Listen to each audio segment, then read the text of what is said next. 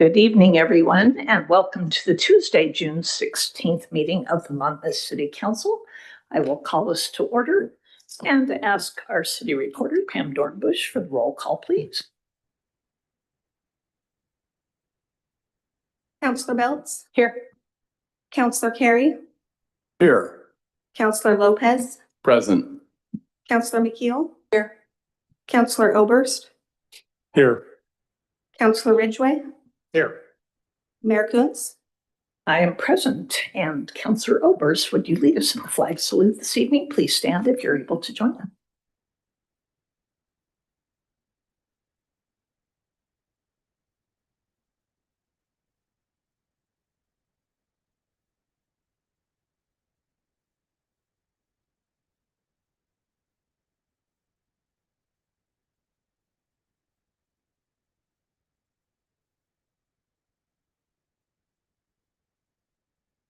Our first item of business, as usual, is our consent calendar. This evening, that consists of the minutes of our June 2nd City Council meeting. And I would, Councillor Carey. Madam Mayor, before we get to that, I'd like to just take a second to correct some details included in my comments to the council on our June 2nd meeting. In providing some context for how Ordinance 1423 came before the council, I stated that the 1,000 Friends of Oregon supported the passage of HB 2547. I should have said that they were deeply involved with the development of 2547, and that as it passed with bipartisan support.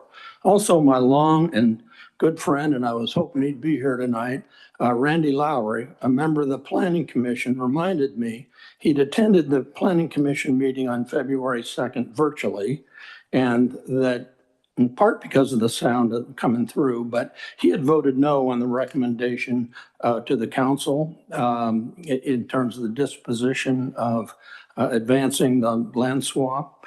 Planning Commission recommended for approval to the council was not unanimous, as I had stated, but the vote was 5-1. So sorry, Randy, I wish you were here, but thanks for correcting me. While these errors are not reflected in the written record of our meeting our last meeting, as they were rather detailed, I'm making these corrections so they can be included in the audio record of this meeting. And with that, Madam Mayor, I'd move approval of the consent calendar. Second, Lopez. Thank you, Councillor Carey, for the motion, and Councillor Lopez for the second. All in favor, please signify by saying aye. Aye. Aye. And seeing none opposed, that will take us to the time reserved for public comment. We do allow 3 minutes for folks to speak to us this evening. And we ask that you watch. We do have a clock up there, and you can note if you're reaching your time. Pam will be managing that clock. When you speak, we ask that you come on up. The microphone there's a button in the lower center. When you push that, it actually lights up red, and that's how you know that you are able to speak. We'll ask you to give your name and where you reside, and we'll take public comment at this time. First this evening, I'm going to recognize Carol McInnes.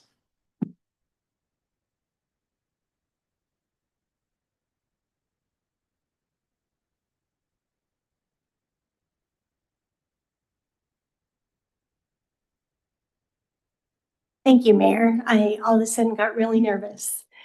Honorable Mayor. Your name and where you reside? What's that? Your name and where you reside. My name is Carol McInnes. I am the City of Fossil Mayor.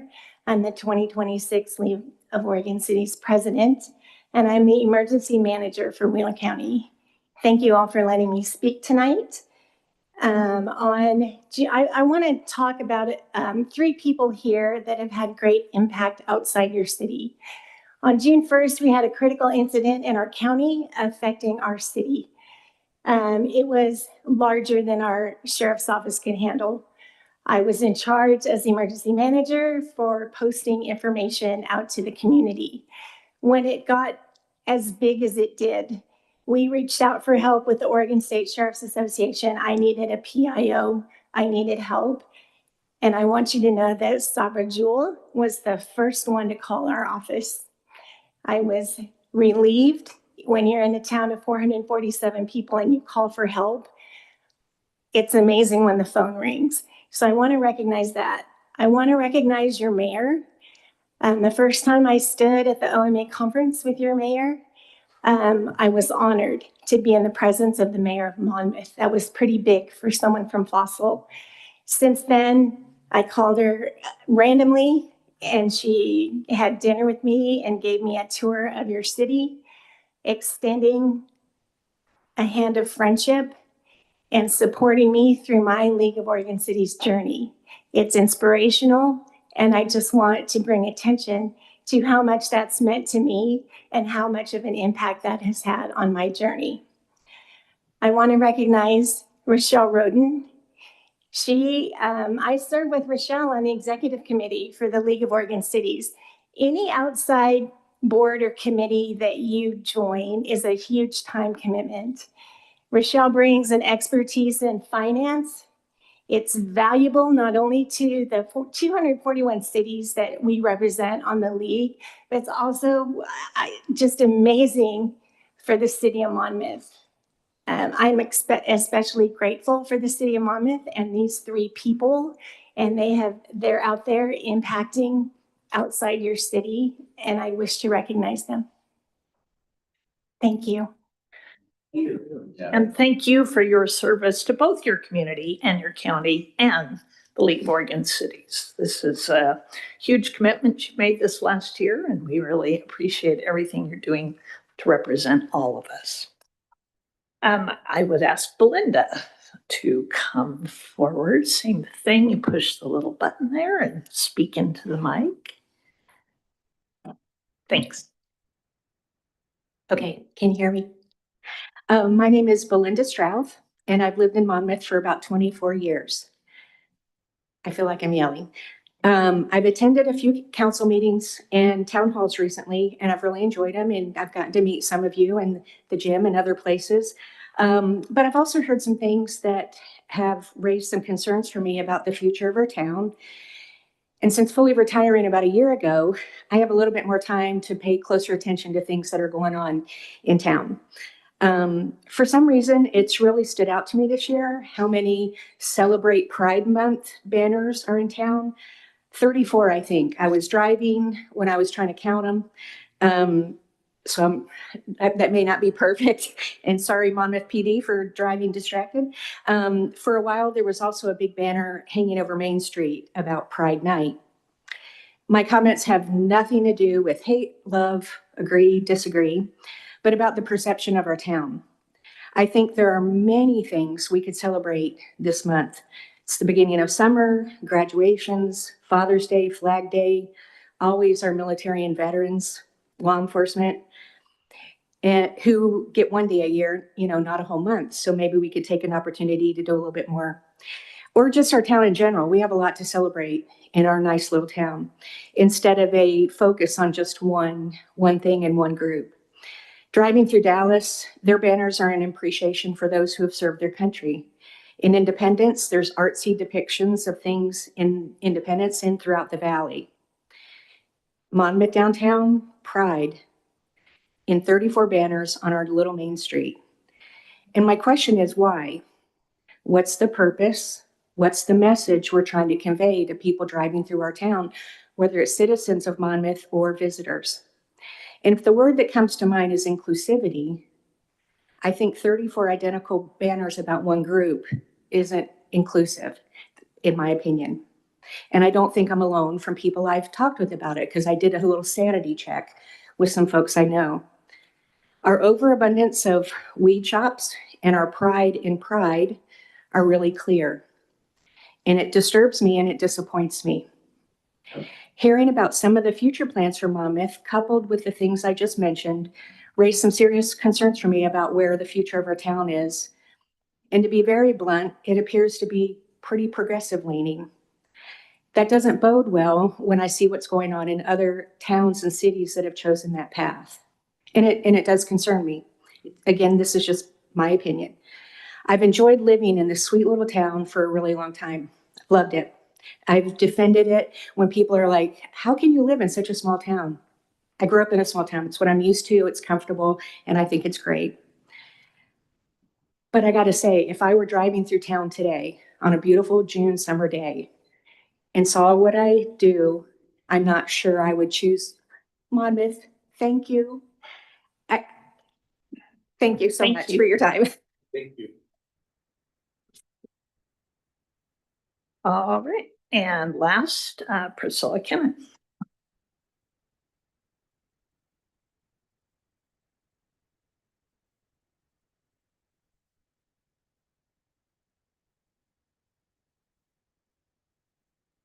Priscilla Cannon, 662 Orchard Drive, Monmouth. So tonight I'm coming to discuss again the shelter. This morning at 9:30, I was passing the shelter on my way to Dallas, and I saw 5 vehicles that were being lived in on each side of Stadium Street near the shelter.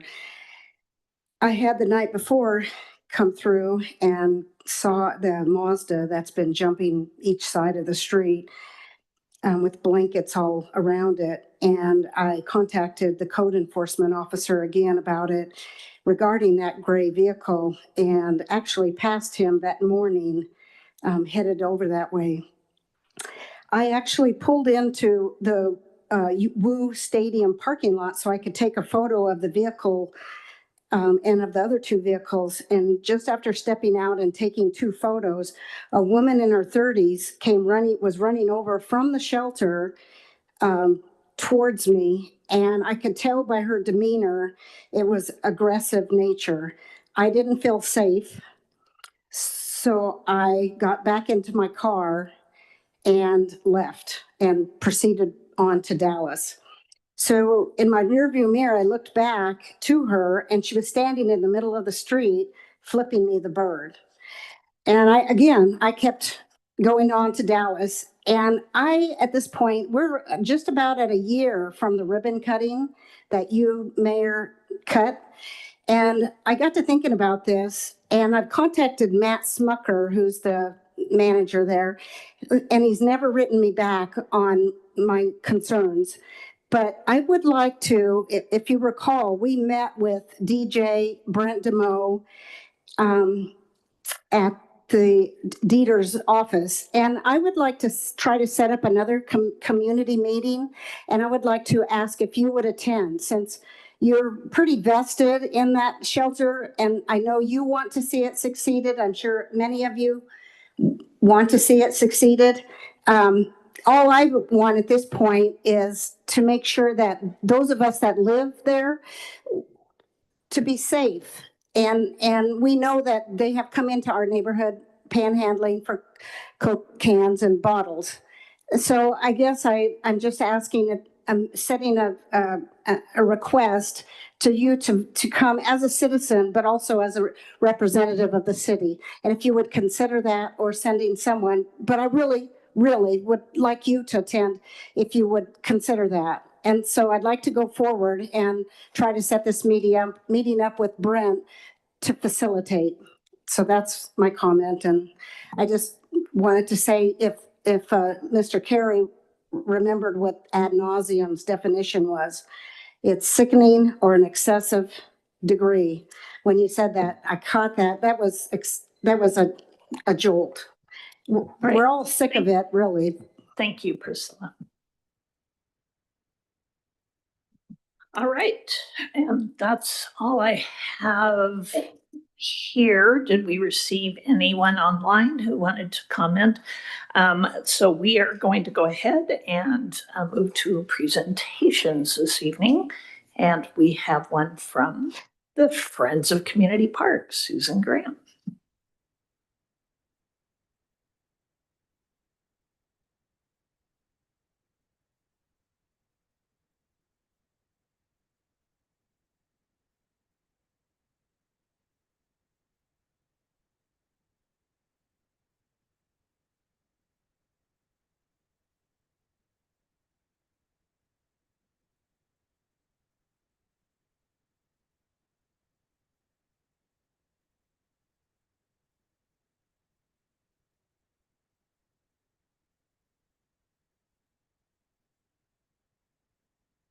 You want to go ahead and hit the mic, the button down? There you go. Thank you. It's red is on.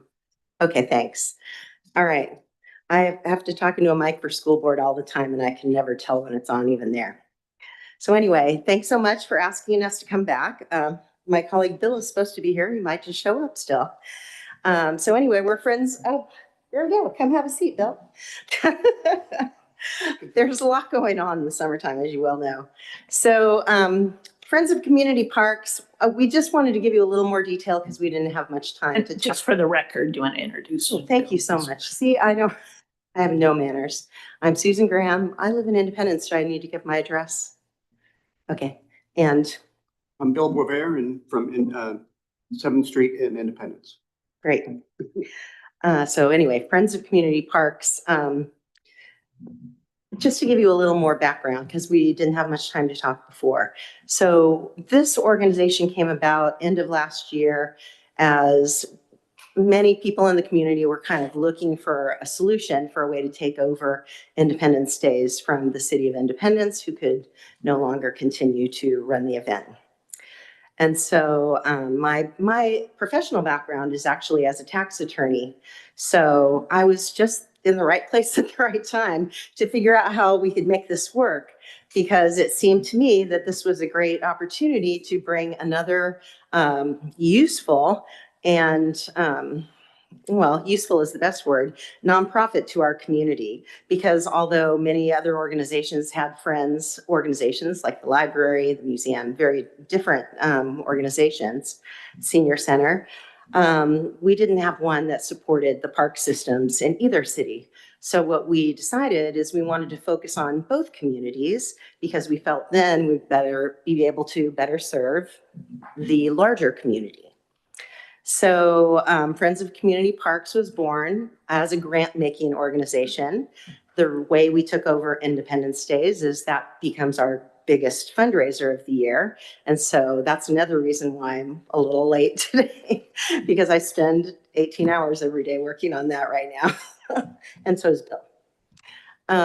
So anyway, we wanted to talk about who we are a little bit so you could understand why we decided to go with both, focus on both Independence and Monmouth. So when you see the presentation, you'll see that I put our board on there. We have a board of 7 individuals from both communities, Independence and Monmouth. I'm actually not even in the city of Independence. I live in the urban growth boundary.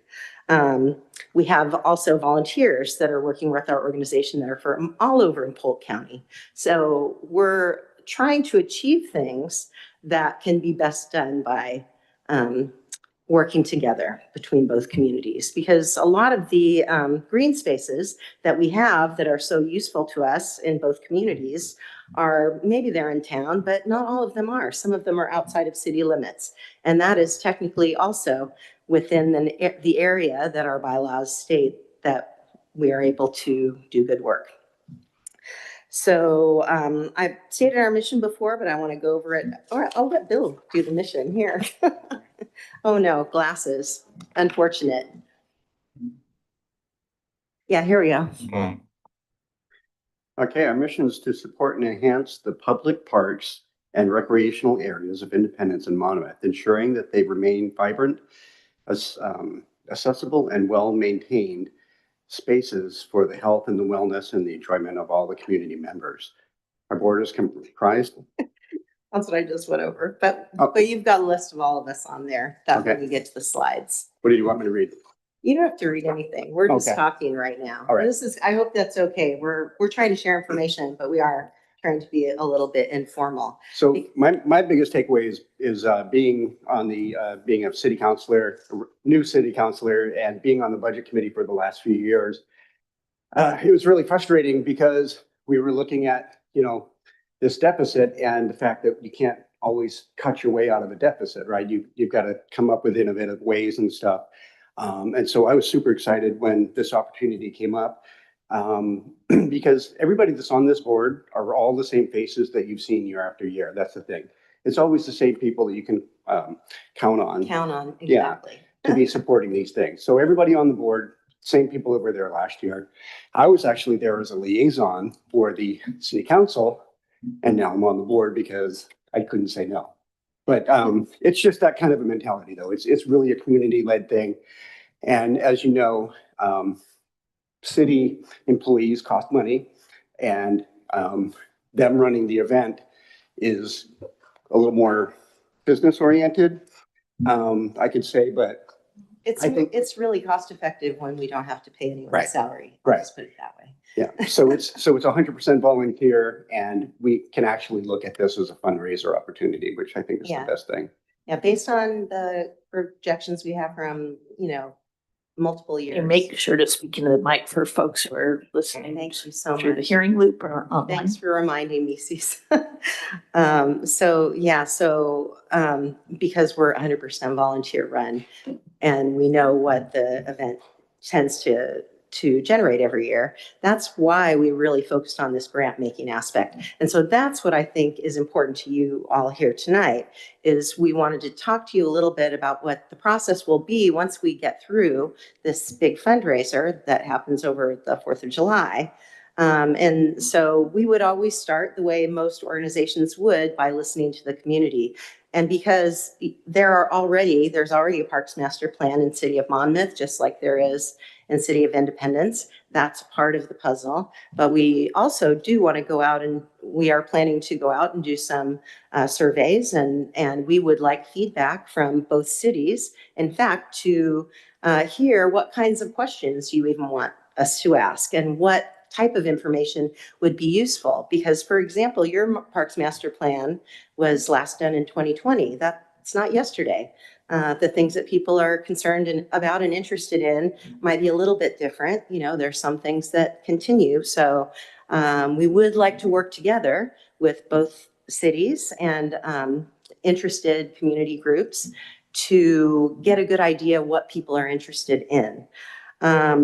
So when you get to this slide about listening to the community, that's what it's all about. Is we're thinking about, we're a grant making organization. We want to spend our money in a way that's going to be useful to a lot of different kinds of people. So one example, this is completely, this is not necessarily from your master plan, but it's something that has been expressed multiple times in the community that's needed. One of the ideas we've talked about is inclusive playgrounds. That's not something that we currently have. And we have a large disabled community. And so that's something that would be an example of a project that we could be a participant in, but we can't do something like that alone. So the next part in the plan is working with the city. And Bill was in his council role when we started working with the city on agreeing to a memorandum of understanding. And we think that's one of the next steps for Monmouth too, because we want to be able to work with you in a way that is going to make sense for the way you all do business. And so that's one of my asks tonight, is we'd like to talk to you about how we can start moving in that direction. And once we understand how we can work together best, then we can start figuring out who the right people are for us to be talking with within the city, the committees, the departments, all of the various individuals that would be useful people for us to get connected to. I did want to do a very quick shout out to Sabra because one of the things we already did to reach out to Monmouth is Sabra interviewed one of our board members for Monmouth Monthly, and that was really awesome. And it was great to hear that, that podcast talk about things that was about our larger community, not just Monmouth. We don't need to read this part. They will see that. So I think we mostly wanted to see what kind of questions you had. We're really interested in how we can work together, what kind of creative solutions you think that we might be able to help with, what the next steps might be for us. And if you just want to learn more about what we can and can't do, perhaps, I'd like to open it up just to questions from the council. Councilor Belts. Thank you so much for putting the group together and moving forward. It's really nice. It's encouraging to see when somebody says, hey, you know what we need? And then they actually do it. So thank you for that. But I've already been approached by a number of people in the community asking about well, what if I wanted to do this in a community park, or what if I wanted to do that, or like, I don't know, hold another Peacock Festival or something like that? Is your intent to offer grants similar to what our Parks and Rec group does? Is that the intent? That's a possibility, right? So that's why we want to start out with what kinds of things people are interested in. It seems to me, just from knowing what's going on in Independence, I'm sure it's similar things. There are some things that are infrastructure things that might not be as fun to do, but they need to be done. And maybe some support there is really what's needed first. Doing programming would be awesome. We would love to help with programming like that. And if providing a grant for someone that wants to actually handle the whole thing, I can tell you, as someone that's not getting much sleep right now, that sounds amazing. Is it better maybe even sharing some of our volunteers? Okay, and that's another thing, is we've got these resources now from building, starting to build our reputation and getting connected to people in both communities. So. And one thing about that, because Monmouth does utilize a volunteer sign up for different events and activities that we do. And so that's one thing maybe we can get engaged with, right? If there are requests for volunteers, and that's one option we have. And I think mentioning, events and grants and things, one of the other big things is if we do have a project, there are some foundations that will not grant directly to governments. So in the past, the city of Monmouth has used the Monmouth Independence Community Foundation, whose mission supports it. But this is another 501c3 that we could use if we need to do some grant writing for projects. As So, long as it has to do with parks or recreational spaces. Councilor Lopez. Thank you, Madam Mayor. And thank you both very much for coming to speak with us and coming back to speak with us again. I'm incredibly enthused by all the energy that I'm seeing and hearing behind this. And in particular, your approach being inclusive of both cities, right? It's often said 2 cities, 1 community, and I think this is, a shining light of that mentality. I do believe that, engaging in those kind of programming event spaces provides a lot of value. I also think that, just helping to build awareness of the different offerings that our parks currently have. Some of our parks are highly underutilized and are just truly incredible assets to the community as a whole. And so, we can try to, advertise that, but sometimes it's helpful for the community to hear it from another voice or in another way. I'd also recommend working closely, and you likely probably already are, but if you're not, working closely with our Parks and Rec board. They're, a wonderful group of very dedicated individuals. They do tours of the parks yearly to not only, sit in the room and talk about what kinds of things would be better, but to get on the ground and get out into all the parks, on a regular basis. And they're just such a wealth of information. And I appreciate you being here. I'm not saying to replace one with another, but if you really want, the on the ground scene of the parks, they're the best asset as well. Thank you. It's a process. We're starting here because this is the way you start. But we're very much looking forward to getting connected to the specialist departments. Like I basically started with Pam. I think another reason we wanted to be here tonight too is the Independence Day's 4th of July celebration is very independence heavy, right? And we just wanted to come out here again and just say that, we really fully want to support both communities. So if there is anything at all that we can do, whether it be for the 4th of July or any other event, we just want you guys to know that it's not just Indy Days. I just don't want to get hung up on that, that we are here to support both communities. And that is actually one of the questions that I have heard before is, well, what about Western Days again? Like it's not in stone. Right. So I think this is a thing that we can talk about as a community. Yes, sir. And that's one of the things we wanted to do this year, is just make sure that we didn't necessarily change a whole lot for this first year while we're kind of getting our feet under us. But again, next year is, like you said, there's nothing set in stone. Counselor Carey. Thanks for the work you're doing on this. I think it's it only got a plus side as you go, but a couple things that I would suggest is and to your point, Susan, you're just on the ground floor, but I think to be able to engage in two different master plans, recognize what is in two different master plans, two different city departments that in our case are in charge of the operation and the maintenance of the parks. So to articulate and integrate with those folks to see what you might be able to do and what they would appreciate you doing. And you have different funding sources for sure. One of the groups, and it's very focused, but Friends of Gentle Woods Park is very active. You know, they've got, and it's a sweat equity type thing. I mean, they do, you know, like probably 4 Saturdays a year, and they're an offshoot of Friends of Lucky Mute Watershed.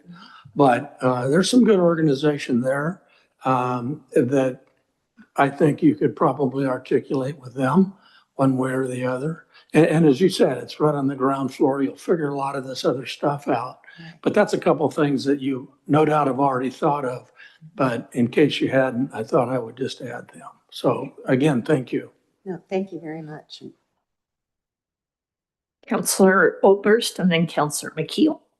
So this just ran through my mind and I had to share it because it makes me laugh every time I think about it. There was a sign up alongside the parade route one year on the 4th of July that said, Independence never celebrates Monmouth Day.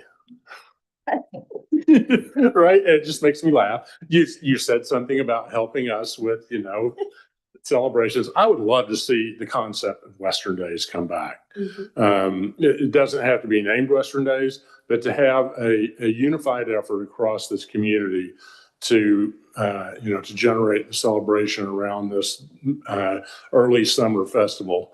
It used to be, I said, summer starts on the 5th of July around here. I think it's more like the 5th of June now, but, you know, it would be a real statement of that two cities, one community idea to go back to instead of, you know, I just had this perception of Independence wanted to go its own way with this celebration, which is fine, but I think we could do a lot together.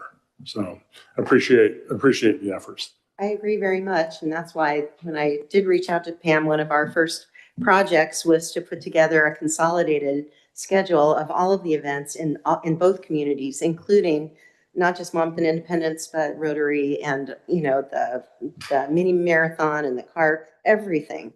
And right. And I'm been in contact with the trolley and they're very open to us running on multiple screens because it's quite long, all of those events on the trolley during, you know, at the beginning of July so that people will have a better idea what kind of opportunities are available for them.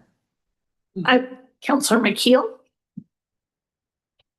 Well, at the end of the NBA finals here, as a Hoosier, I think the first step we need to have is some kind of big basketball event between Independence and Monmouth. And Monmouth is going to be fixing up our basketball court. We're going to get some lines on there. So I think we should have an inaugural event on that basketball court. Yeah. Just thinking here. Noted. Yeah. And I love that you mentioned also the inclusive playground. And I know that is a very high priority now with the Parks Department here. So doing a collaboration with them and getting that going faster would be fantastic. Thank you. All right. And Counselor Ridgway to wrap it up. Thank you. And thank you very much for putting this together. I think it's amazing that you know, there was a need and the need was met by some bold individuals. And I appreciate the work that you're putting into this and hope that it is widely successful at kind of supplementing the Parks Department and of both cities.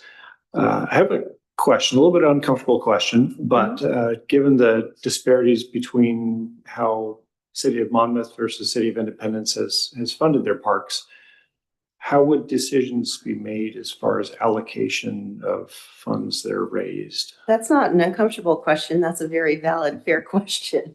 And in fact, when we were first starting to explore including both communities in this, that was something that some very wise people brought up to us.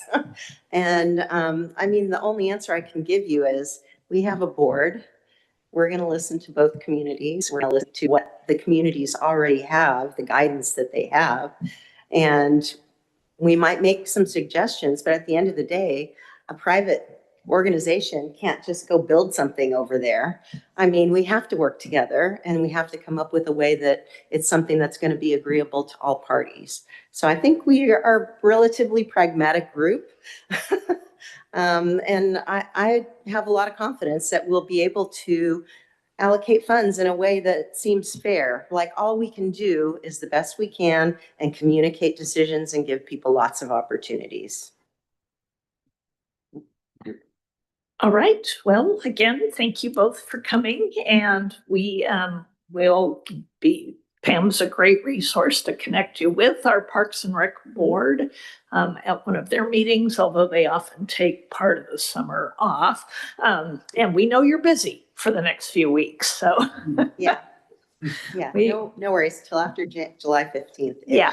And then we're all busy with all of our fun activities. So thank you both for all the volunteer work you do in our community, particularly adding this to your plates is kind of a crazy thing. But I do see a long-term benefit. I'm sure we'll have lots more chance to talk about it. So thank you both. It's not crazy if something good comes from it. Yep. So thank you so much.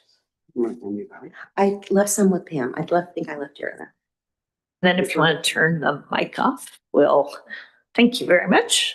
We will now move on to our business agenda.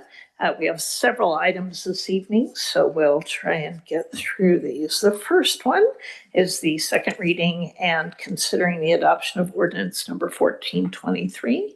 Suzanne Duffner, our City Community Development and Economic Development Director. Thank you. Good evening, Madam Mayor and members of the City Council. I'm here to present the staff report for Ordinance 1423. This is a second reading to adopt the Monmouth Urban Growth Boundary Land Exchange. This has been the subject of numerous meetings. We've had several work sessions, 2 public hearings on this back in January and February, deliberations in April.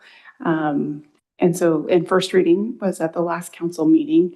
This is the final city adoption step to actually formally approve the land exchange that would remove approximately 90 acres of land from the existing urban growth boundary and replace that with 75 net acres of land split between 2 different areas in town that are shown in the map in the ordinance in the packet. So the ordinance includes findings to show how all of the criteria are met. There's a map showing the land swap areas. There's a legal description that goes along with it that has the new urban growth boundary attached to it. After the council, if the council approves the ordinance tonight, then we'll forward it to Polk County. Once Polk County reviews and approves it based on the House Bill 2647 criteria, then it goes on to Department of Land Conservation and Development for their review and approval before it's officially a final decision and takes effect. So again, this is kind of that very first step. This doesn't even annex the property yet inside the city. It just moves the boundary. There'll be a whole slew of additional land use actions that will need to take place before any shovels occur in the ground to build any needed housing, which is the impetus for doing this land exchange. So with that, I would be happy to answer any questions you might have about it.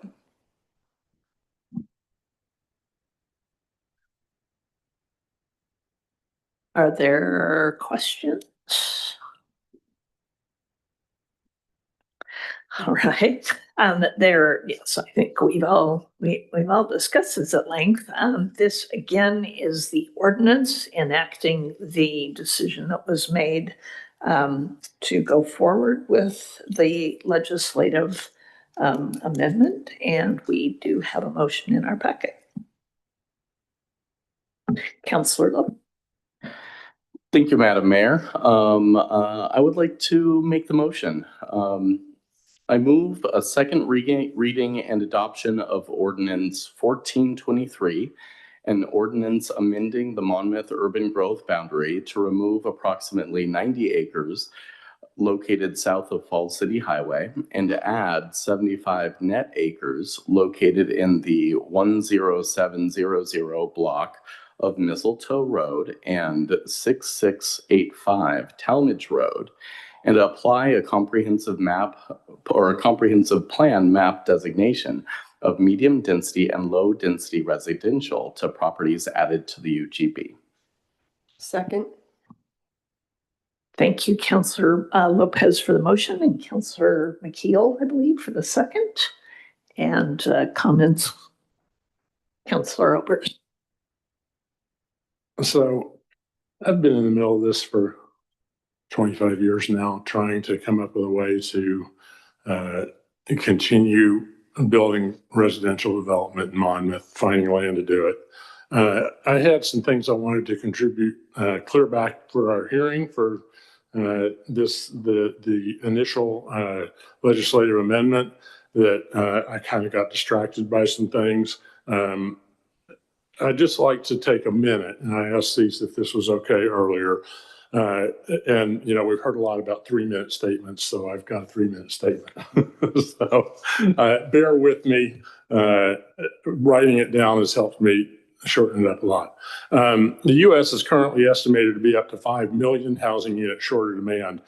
In study after study and area after area, the two biggest reasons for that are government regulation and, for lack of a better term, NIMBYism. Oregon is estimated to be about 140,000 units short, and in turn, by population's Monmouth's share would be about 400 units. Suzanne tells me we built 2 low and medium density units in the first 6 months of last year. That's our most recent report. And that production will not meet our demand anytime soon. And of course, where to put any additional units is a separate problem. We currently have 15 lots available for development, and they're all in Edwards Edition. Oregon's land use laws require this city and this council to ensure there's an adequate supply of developable land available to meet the demand for housing. Prior to the passage of LA 2601, our UGB was the original one, drawn in 1973. In the years since, most of the landowners inside the UGB who are willing to sell for development did so. We've known for decades that the owners of most of what is left may never sell. The result is that most of the remaining acreage inside our original UGB isn't truly developable. Just outside our original UGB is a parcel whose owners are interested in development. In fact, it's the only sizable parcel that meets that critical requirement. With the adoption of LA 26-1, we've done as Oregon's land use laws intend. We have made sure that our UGB includes residential land that is actually developable. This council recently adopted a housing production strategy, which is great, except the city doesn't build housing. What we can and have done with our new development code is lighten regulation around housing. And with this ordinance, we're completing the land swap that strategy called for, making sure there is residentially designated land available for housing to be built on. Councilor Ridgway, last meeting, you suggested there isn't really much demand for more housing in our area. I, on the other hand, believe that there is pent-up demand. If you're correct, parcel 1 will sit on the market for years unsold. If I am, we'll see new housing under construction in a year or 2. Land has been designated for development. Now let's get government the heck out of the way and let the free market go to work. Housing gets built off West Church, or it doesn't. The land sits vacant, or it doesn't. The market sees a need for more houses, or it doesn't. It's not our job to determine any of that. It is up to the housing market to decide if now is the time for growth. At times, 2 opposing facts can both be true. Parcel 1 is a beautiful area. It's also the only large parcel on the outskirts of Monmouth, the owners of which are interested in developing. The quiet countryside there has all the conveniences of a city close at hand. But vital cities like ours grow. That's what they do. In fact, growth is what Monmouth has been doing for decades. We're simply designating room for that growth in the only place available. And as I say, this has been churning away for a month, and I apologize if I'm overly strident. I feel strongly about this stuff.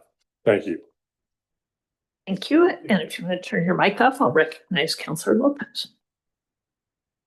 Thank you, Madam Mayor. I'd like to take a moment to talk about some of the natural tensions that these decisions create within our community. I think that's healthy. I think it's good. It shows that people care, shows that people are engaged. And I think better decision making happens when we have more voices engaged and more people who care. I also want to recognize that, change will happen whether we participate in shaping it or not. The responsibility of local government is not to stop change, but to guide it intentionally and ensure that it strengthens the quality of life, preserves our community identity that every single one of us here loves and cherishes, and creates long-term stability for the residents here, for the future residents, for the individuals who have lived all their lives here, and the individuals who were just born and hopefully will live much of their life here, and all of us in the middle. I believe that, this careful stewardship is already happening in many ways, and I see it throughout the processes that exist here in these chambers and out in the community. The Facebook groups, the conversations at the supermarkets, but also more formal communications and processes. The town halls that we've held, the consultants that we've had to help us refine and distill these broadly held beliefs into community values, and that have helped us work with our community and with many in the room here today collaboratively to ensure that these processes are truly inclusive. And I also think that it's important to recognize that, conversations around growth, land use, create real tension. I think, that's particularly, noticeable with, that interface of our, town and the broader agricultural community. I worked much of my career in the agricultural community in Yamhill County and a little bit here. And deeply value that. I think that's one of the things that, leads us to love rural Oregon, truly love rural Oregon. Whether or not people agree on every decision, I think that those concerns deserve to be acknowledged and, held in respect and just upheld honestly. I think agriculture and the surrounding area are part of Monmouth's identity. I don't think these two things are separate. I don't think they can ever be separated. They're central to our character.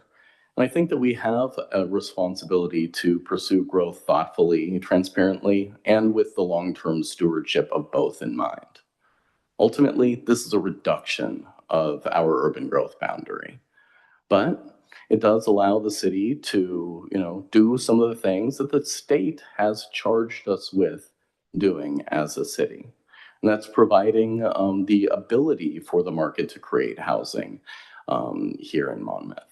And so I find this a very robust, a very well rounded, a well-engaged process. And, I am just thankful for all the engagement, even and especially at some of those uncomfortable times. Makes us all better. Thank you. Yeah, Councilor Ridgway. Thank you. And we have had lots of discussion on this topic, and I certainly don't expect for thoughts and opinions to change drastically. tonight as we read through the second reading.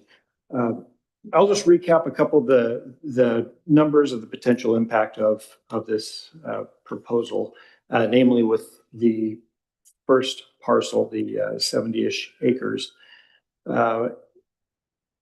If it's developed, which I don't believe it will fully be developed as the demand is not there, nor will it be within the next 20 years. The potential number of units on the small side is 490 new units of housing. On the larger side, at 16 units per acre in the medium density designation, we're looking at over 1,020 units, new units to the city of Monmouth, bringing in an estimated between 1,100 and 2,600 people, roughly. So that's about 22% of our current population of Monmouth. That's in addition to the low density property that we're looking at bringing in along Talmadge Road, which is much more modest in numbers, potentially 20 to 30 units being built on that parcel, bringing in or housing approximately 50 to 75 new residents, much more modest and reasonable to see in our future. Again, I don't expect that these numbers blow anyone away, but just as a guide of what we are opening up to in the city of Monmouth. Yes, historically, we've been a city that's grown significant growth over the last, I've been here about 25 years, and it has seen some growth. Over the next 25 years, that growth is not projected to remain stable for a number of reasons we won't get into tonight. Again, I'm opposed to the idea. I think that it's, based on the number of people that have come in and expressed their disapproval of the idea, we've defied them as our bosses, as the citizens and residents of Monmouth. To some extent, we've eroded the public trust in going ahead and doing this anyway. And I'm very much opposed to it. Thank you. Councillor Carey. Just real briefly, and I think that one of the things the discussion about this has somehow gotten lost in the detail. The concerns over growth projections, the concern over the percentage of rent burdened residents, whether it's contiguous or not, population numbers that are disputed. This is our fulfillment of our requirement to provide buildable land that will serve the demand through 2046. Maybe it's 23. I'm not sure what the 20-year horizon we're working on right now. 28? 2038, I believe. Okay, 2038. Well, so that's a long horizon. So it's not a solution to a crisis if we have one. It's a long-term opportunity, and it's our due diligence in order to provide that for the future. And as Councilor Oberst mentioned and Councilor Ridgway alluded to, the market will drive this. If there's a demand, if there are a need for the type of houses that would go into a medium density property, which I think is sort of the modern trend, it will flourish. And if it doesn't, if there is not that demand, then it'll sit there. Developers don't just do it to do it, and cities can't do it, and we don't do it. So we're just simply fulfilling our obligation to identify land for development from now until 2038. So I think all the rest of it, you separate the wheat from the chaff, and that's, in my mind, that's the important nugget. All right, seeing no additional comments, we do have a motion on the floor to adopt ordinance number 1423, which amends the Monmouth urban growth boundary as detailed. And I will ask Pam for the roll call, please. Counselor McKeel, Yes. Counselor Ridgway, Nay. Counselor Carey, Aye. Counselor Lopez, Aye. Counselor Beltz, Aye. Counselor Oberst. Yes. Motion passes 5-1. All right, thank you very much. Thank you, Suzanne. And we'll let her gather all her papers as we I'm going invite to provide support for the next one. So Finance Director Sean Waite to the table to lead us through a series of information about year-end budget corrections and finalizations that are pretty typical for this time of year.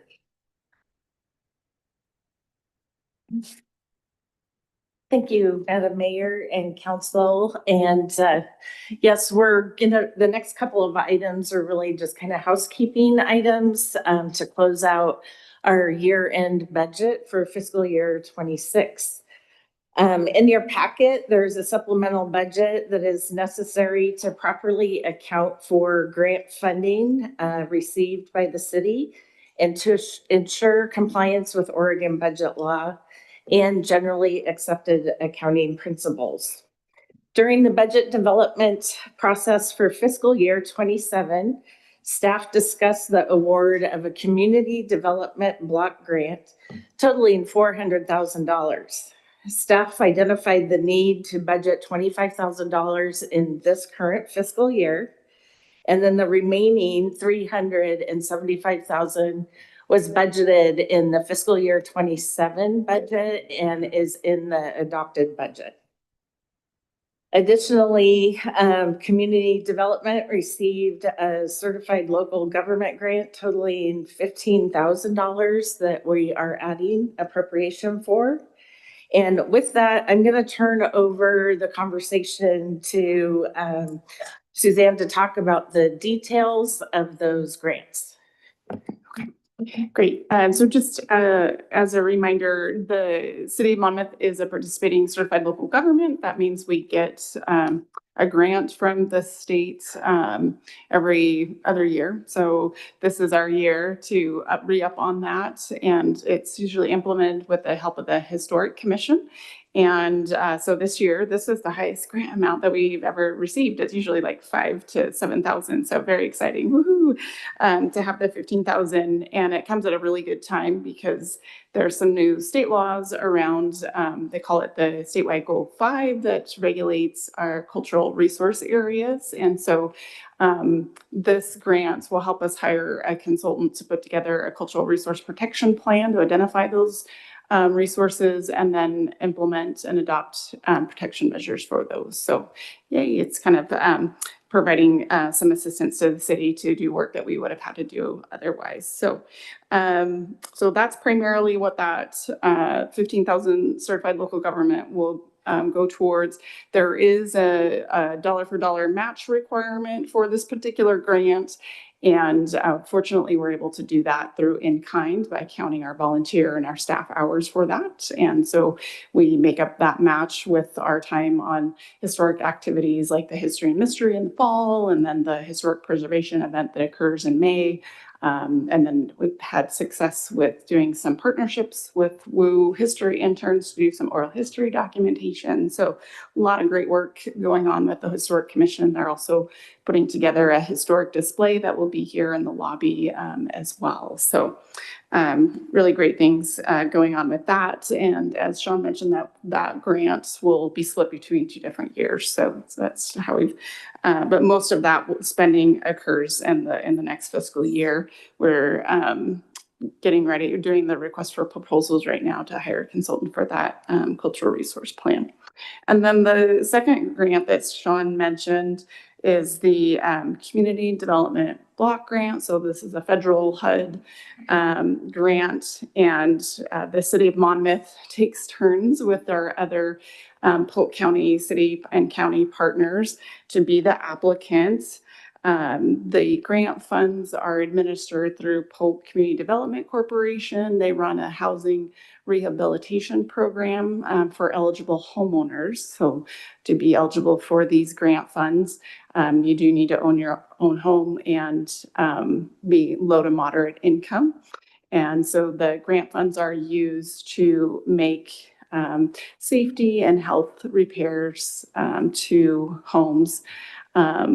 And the grant funds are generally, you generally make, I think the maximum award is 25,000. So this, again, these funds will get split between some of the administrative costs that will occur this fiscal year, the 25,000, and then the bulk of the 375,000 of the grant will get spent next year. So really great program to help make housing more affordable, especially for our seniors. Most of the participants actually are seniors that apply for this, and there's usually a longer wait list than they have funds for. So it's been a very successful program that we've been a part of. And I did bring, we have these up on the second floor, but I brought some down and put them on the table as well. There's some brochures for folks, if you know anybody that might be interested or could qualify. There's some information on how to get a hold of Polk Community Development Corporation to see if you qualify. And there's a whole long list of things, you know, that fall into the eligible categories. They do a lot of roof repairs, as you can imagine, siding repairs, work on, worn out water sewer laterals, just a whole host of things that they can help with, again, to keep folks in their homes and improve the safety of them. So I don't know if there's any questions about either of those grants that I can help answer. Okay. Okay, thank you. Counselor Carey. Sorry. So on the housing rehabilitation grant, we received, did it say May that we were notified that we were receiving that? The $400,000? And we're going to charge 25 against this. So the actual impact will be after July. I mean, that's when we'll be able to really start. That's correct. Yeah, they won't actually start making the grants to the homeowners until after July. Yeah.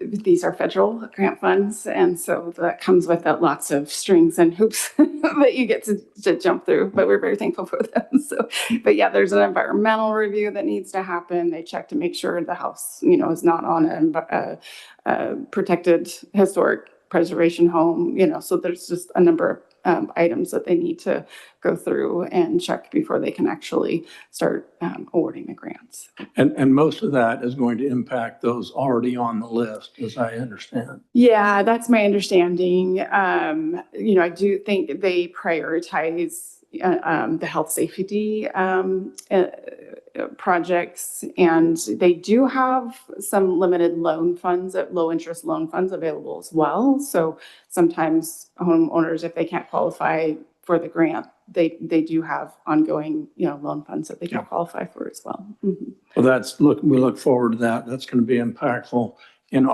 Polk County, in our communities. I do have a question on the first paragraph under background. And it says the supplemental budget was approved during November of 25 City Council meeting appropriating funding in the amount of $49,660 from the Oregon Tourism Commission. I read that paragraph quite a bit and I couldn't figure out where that was going. It was coming from the tourism, but I couldn't figure out where it was going. Yes. Oh, thank you. So I'm not too sure what that grant award was. What we're doing in this supplemental is correcting an action that was approved in supplemental 1. So as part of the requirements of this grant, and maybe you could speak to more of the detail of that, is the in-kind match, which we were using staff time.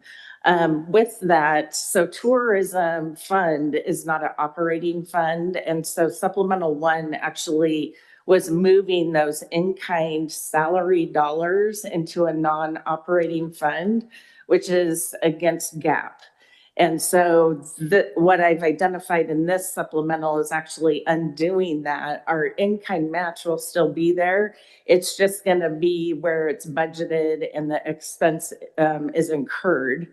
And we're not shifting operating funding and expenditures into a non-operating fund. I see that now and I read it more carefully and it is more clear. It is not the clearest, but it is more Clear clear. as mud. I think you could read it for hours and probably not have gotten that out of it. Unless you want to read some GAAP, generally accepted accounting principles, which are super fun. Any other questions? Go ahead, Councilor. I think you answered one of my questions as I was reading through the information in the packet. Directly following the paragraph that talks about the $400,000 community development block grant, it says the city's gas fund requires an increase of both expenditures and revenues. Those are two separate items. We're not drawing from one to backfill the other. That's correct. Yes. So the gas fund was something that we had talked about quite a bit actually during our budget committee discussions. And as we're going through the budget development process, impacts to that fund on gas prices and how the increasing gas prices would probably result in a supplemental budget for the end of the fiscal year to make sure we're staying within our appropriation. And because of those gas price increases, we have seen increases in revenue because of it, and they offset each other. But I still have to come in with a balanced fund. So we're making that change. And then my other question is regarding the distribution of the block grant funds and how we advertise that program and solicit people who would apply.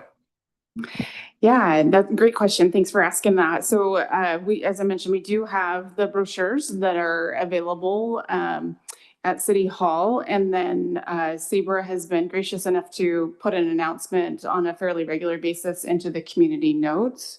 Because even if, it's in between grant cycles, folks can still sign up and get on like a waiting list. So yeah, and then I think word of mouth, sometimes, we hear of somebody like I know an elderly widow who's living by herself, her heating went out, oh, there's a great program. So hopefully we can recruit you as well to be one of the ambassadors in our community to, and your spheres of influence to let people know about this. So they do need to own the home. So this is just for homeowners to qualify, and they do need to be low to moderate income. So if you're on a senior income, then I believe you automatically qualify for that. But since the numbers change on what's defined as low to moderate income, as new data comes out each year, the best thing is to just contact Polk Community Development Corporation. They have offices in Dallas. They have a great website that folks can fill out an online if they do the online thing, the intake form to see if they qualify. And then Polk CDC will run the numbers to see if they fit those income criteria as well. It's up to 80% of the average median income, I think, is what they define as moderate income. So yeah, thanks. Alrighty, there is a motion for consideration. I would move adoption of resolution 2032, a resolution adopting a supplemental budget for the fiscal year 25-26.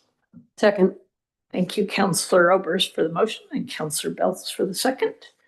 I assume that did not bring up any additional questions, so I will have Pam call the roll, please. Councilor Oberst, Yes. Councilor Belts, Aye.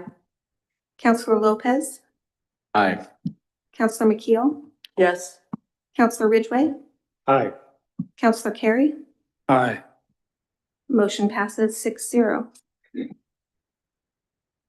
All right, thank you very much. And again, another one that is all finance and no community development. So lucky Suzanne will let you go. All right, thank you, Madam Mayor and Council. Again, tonight in front of you is a transfer resolution, again, a housekeeping. Within appropriations, we have to make sure that we balance. And so as we approach the year end, staff has reviewed all appropriations to ensure compliance with Oregon budget law. Occasionally, expenditures occur that were not fully anticipated during the budget process and require transfers between appropriation categories within a fund. These transfers do not increase the overall budget. Instead, they're reallocating existing resources or expenditure appropriation for authority. The general fund transfers being recommended to address higher than anticipated costs for parks and municipal court and the senior center. These adjustments are offset by savings in other general fund departments. The court transfer is related to part of the severance payments associated with a former judge's employment agreement, and the senior center's transfers reflect unexpected installation of a mop sink that was required to meet facility code. In addition, there is a transfer required for the water fund, and that is moving funds out of contingency into operations to cover costs associated with the Marion County well project. These transfers are necessary to ensure that expenditures remain in legal budget authority with state law, and staff recommends adoption of the resolution, and I will take any questions.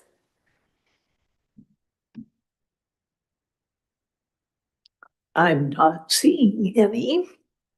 Please mark this down, City Recorder. I don't know that this happens very often, but I would entertain a motion as. I move adoption of resolution 2033, a resolution approving transfers to the fiscal year 25-26 and directing the finance director to make appropriate entries.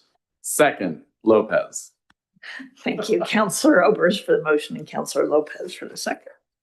Anybody want to learn more about Oregon budget law? This is your chance. All right, Pam, if you could please call the roll on resolution number 2033. Counselor McKeel? Yes. Counselor Lopez? Aye. Counselor Beltz? Aye. Counselor Oberst? Yes. Counselor Carey? Aye. Counselor Ridgway? Aye. Motion passes 6-0. All right, thank you. And one other one that's kind of been hanging out there a while. Thank you, Madam Mayor and Council. Tonight in front of you is a resolution that would close the Special Capital Reserve Fund. This fund was established following the sale of the former fire station and former police station. The proceeds were placed into a dedicated reserve fund to support city hall improvements and other council authorized capital projects. Over the past several years, these projects have been completed and the fund has fulfilled its purpose. There are no additional projects currently planned for this fund. There is a remaining balance of $654.31, which is required under Resolution 1863, which initially established the fund. When closed, be transferred to the general fund. Staff is recommending that the fund be formally closed and the remaining balance be transferred to the general fund. This action simplifies the city's financial structure and eliminates the need to maintain that fund and no longer serves as an operational purpose. Staff recommends adoption of the resolution. And do we entertain their recommendation? I move adoption of resolution 2034, a resolution approving the closure of the Special Capital Reserve Fund and authorizing the transfer of the remaining fund balance to the general fund. Second. Thank you, Councilor Oberst for the motion and Councilor Beltz for the second. Any more questions about this? I think some of us remember establishing this fund and authorizing the sale of the former fire station, for those of you who don't know, which is now the CrossFit behind the apartments out here. We used to be Monmouth Fire Department before we merged and created Polk County Fire. Councilor Carey. That fund was established to make sure that those funds stayed in place for the development of the city hall. And were it not for that special fund, who knows where it would have been spent? But we were able to reserve it, as Al Gore said, put it in a lockbox. And it served its purpose. It served its purpose. So well done to get rid of it.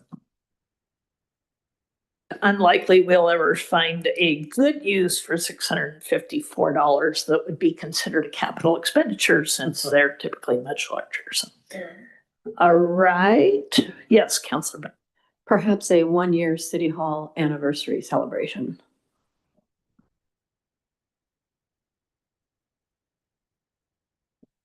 We're already past that. Yeah. We can put it in the bicentennial fund and use it in 2056. All right. Pam, if you will please call the roll for resolution number 2034, closing the special capital fund and transferring the balance to the general fund. Councilor Lopez, Aye. Councilor McKeel, Yes. Councilor Oberst, Yes. Councilor Beltz, Yes. Councilor Carey, Aye. Councilor Ridgway. Aye. Motion passes 6-0. All right, thank you. And one more that we have previously discussed regarding our public safety fee. Oh, where'd you go? Oh, It's me this again. would be Rochelle Decide- Anderson, introducing our city manager. Yeah. So thank you, Mayor. With everything on Sean's plate, I decided I would go ahead and do this. So I gave her a little bit of a breathing room since she's been running since she started. In August of 2024, the City Council adopted Resolution 1997, establishing a public safety fee to provide a dedicated funding source to supplement police department operations and services. The resolution established a monthly fee of $10.25 per electric utility account, with $9.85 dedicated to the Monmouth Police Services and 40 cents dedicated to a low-income assistance program. Resolution 1997 also provided for an annual 3% increase to the police services portion of the fee beginning in July 1st of 2025. At the April 21st, 2026 City Council work session, Council reviewed the Public Safety Fee Assistance Program, including presentations from Polk County FCO regarding program utilization and administration. Since implementation of the fee, approximately $30,000 had been collected for the assistance program, while less than 700 or 2% had been distributed to qualifying households. Additionally, Polk County FCO indicated that administrative limitations made it impractical to issue reimbursements for the monthly public safety fee amount, and that the program would be discontinued effective July 1, 2026. Council, at that work session, Council directed staff to prepare a resolution eliminating the 40 cents assistance surcharge allocation effective July 1 of this year, and dedicating all of the public safety fee revenues to the Monmouth Police Services. Council further directed that funds accumulated through the assistance surcharge be retained and used to support the police services. So resolution number 2035 before you implements the council direction by updating the monthly public safety fee to $10.87 effective July 1, 2026, reflecting the folding in of the 40-cent assistance fee and including the annual 3% adjustment authorization by resolution number 1997.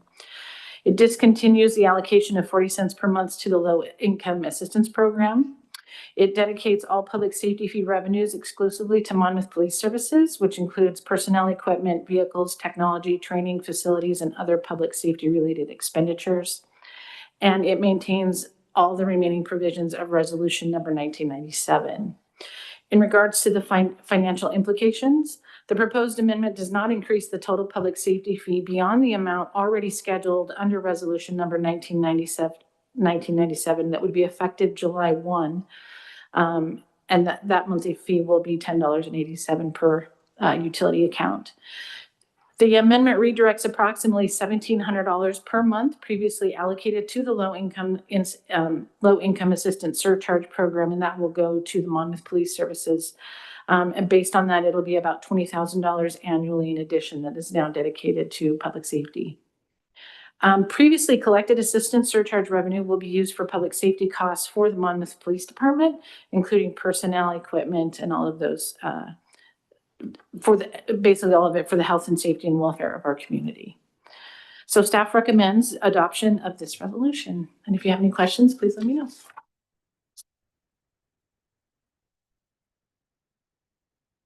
Councilor Lopez. Thank you, Madam Mayor. And thank you very much for the presentation. I recognize that we discussed this in depth throughout the budget process, but I'd like to take a moment to bring some of that discussion here into this room with, I think, the broader audience that Council Chambers receives. And please, Rochelle, correct me if I'm wrong in any of these points. This is my recollection and understanding. This fee was generated originally to offset the added fiscal burden of approximately $10 a month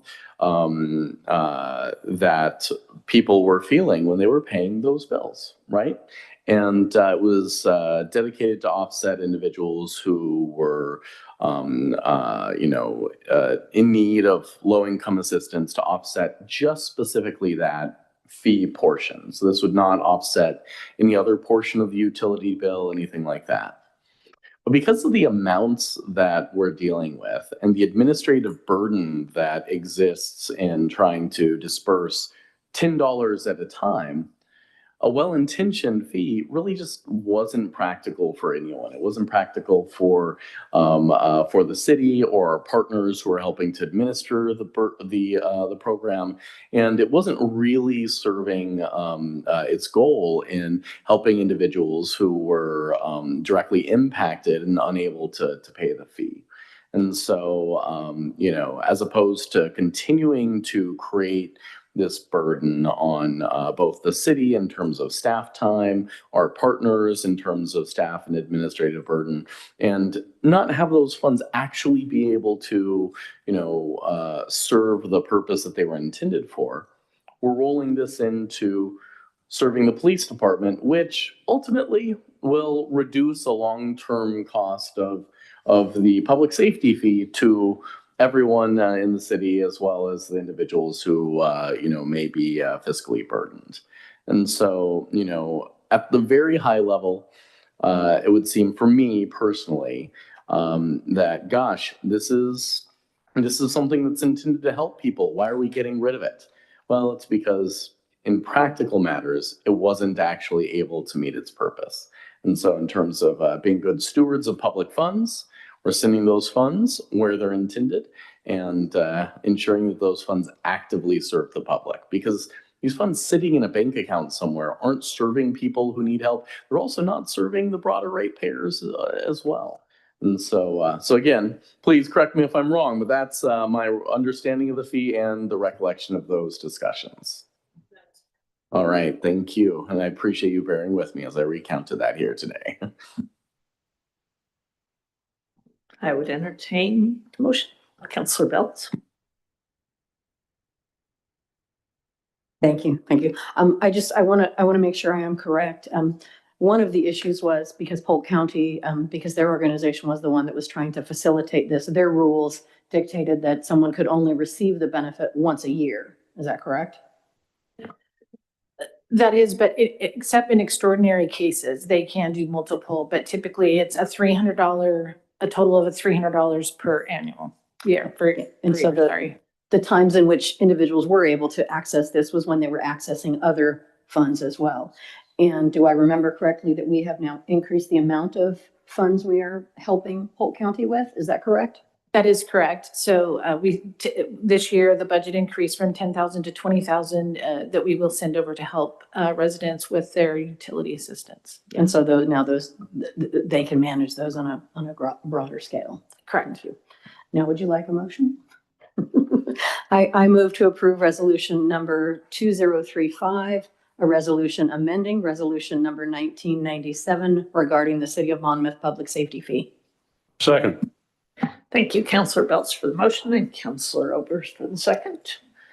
And any additional questions? Yeah, Counselor. I think this is a great idea to make sure that we're able to allocate public safety fee funds towards public safety in its entirety. That makes sense. It's 100% now that goes towards the improvement and the maintenance of public safety, and that's something I fully support. The only thing that I wrestled with was when we had that 40 cents that turned into approximately $20,000, if that was something that we could return back to the ratepayers.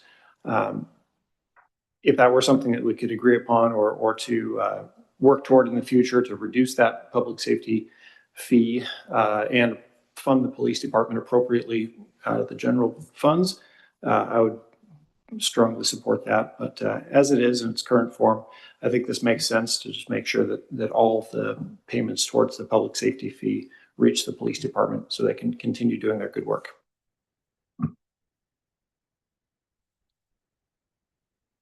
All right.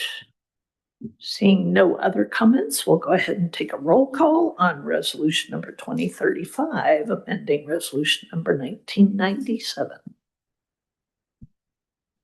Counselor McKeel? Yes. Counselor Oberst? Yes. Counselor Ridgway? Aye.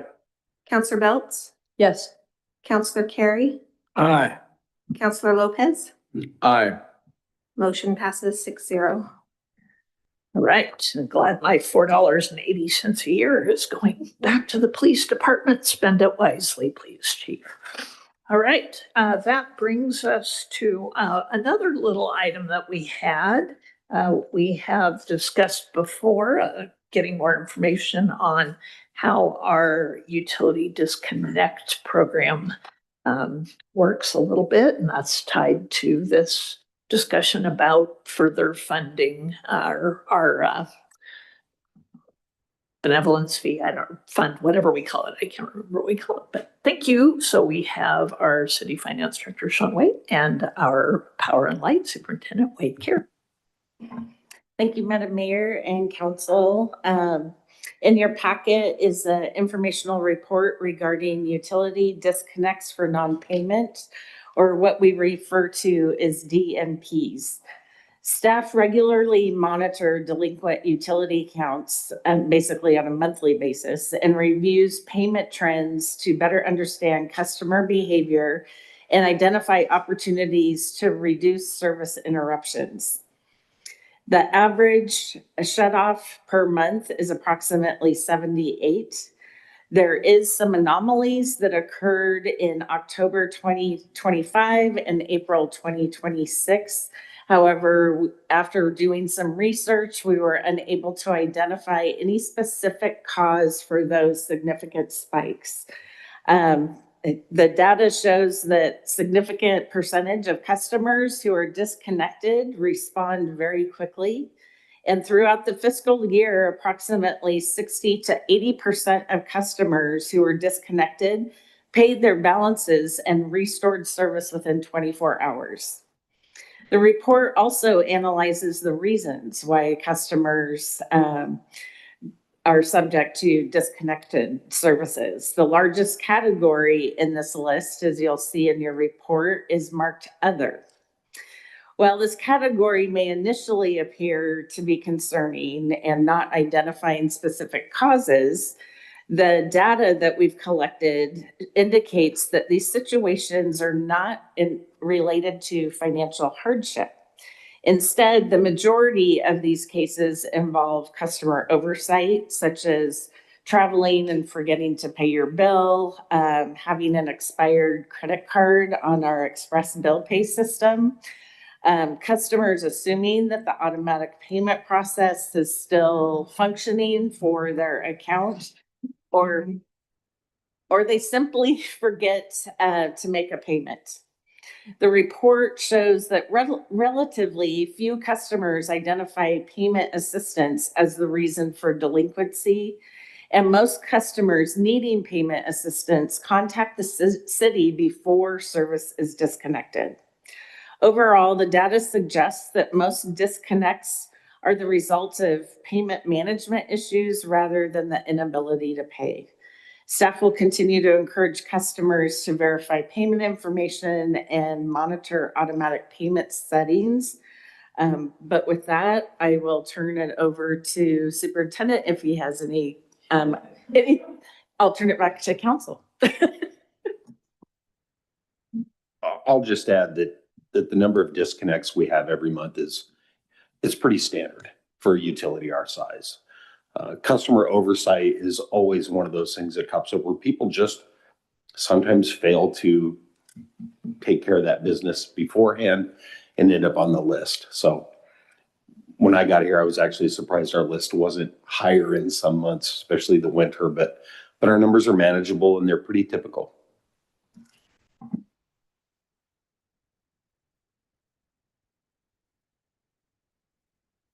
Yes, Councilor Lopez. Thank you, Madam Mayor. Thank you very much for bringing this information to us. I think this answers at least a handful of questions that we regularly deal with when, being concerned about the well-being and affordability of our residents. When I look at the graph, and this is I'm going to go down to the bottom graph that you place in the packet, the FY26 reasons for DNP. I see that payment assistance or payment assistant 19. Are those individuals who received payment assistance and then were not disconnected? So thank you for the question. So they actually were disconnected, and through the customer service that our staff provide, we directed them to where to go get assistance, and they got assistance and were able to be reconnected. Okay, and so the higher graphs, the graphs up above that, are dealing with notices that were sent out, whereas this one is dealing with actual disconnects. So actually, on the graph above where it says non-paid within the 24 hours. So the graph, the line that's at the top, those are the notices that are sent out.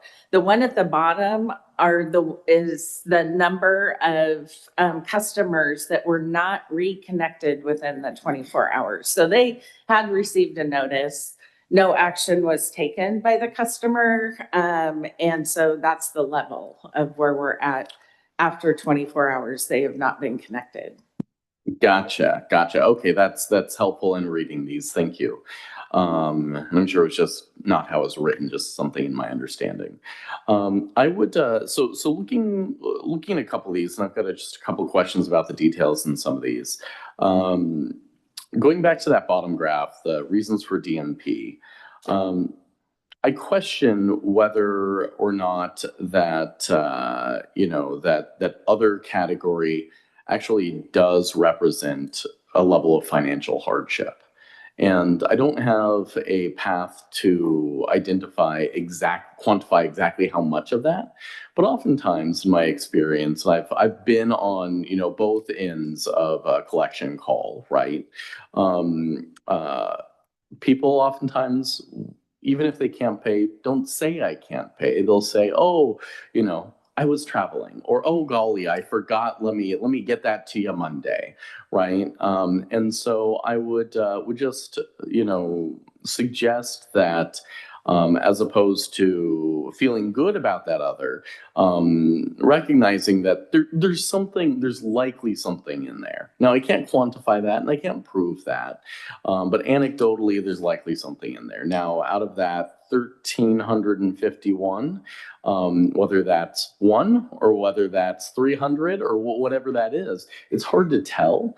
But you know, I would encourage us as a community to, as we experience rising costs in our daily lives everywhere, to try to think about how we can structure this to where we can identify, you know, financial hardship, technical issues, or just other things.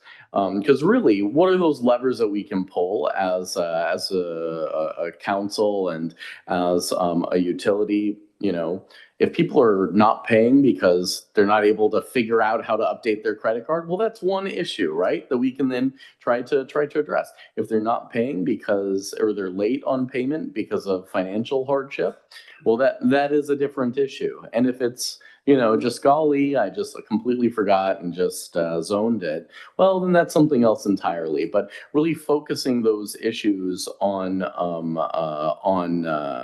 the things that are levers that we can influence and pull to try to address. And I think there's a lot of that in there, but I think we are losing some context in the other.